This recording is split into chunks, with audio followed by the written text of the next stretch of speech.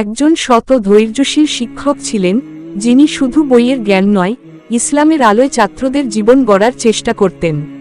তার এক ছাত্র নামাজে অবহেলা করত, আড্ডায় সময় কাটাত, পড়াশোনাতেও মনোযোগী ছিল না। শিক্ষক বারবার উপদেশ দিলেও ছাত্র গুরুত্ব দিত না। একদিন শিক্ষক তাকে কাছে ডেকে বললেন, তুমি পরীক্ষায় ভালো করতে চাইলে কি করবে? ছাত্র উত্তর দিল, অবশ্যই পড়াশোনা করব, নইলে ফেল করব। শিক্ষক তখন বললেন, ঠিক তেমনি, দুনিয়াতে যদি ভালো মানুষ হতে চাও এবং আখিরাতে জান্নাত লাভ করতে চাও তবে তোমাকে আল্লাহর হুকুম মানতে হবে, আর তার শুরু নামাজ থেকে।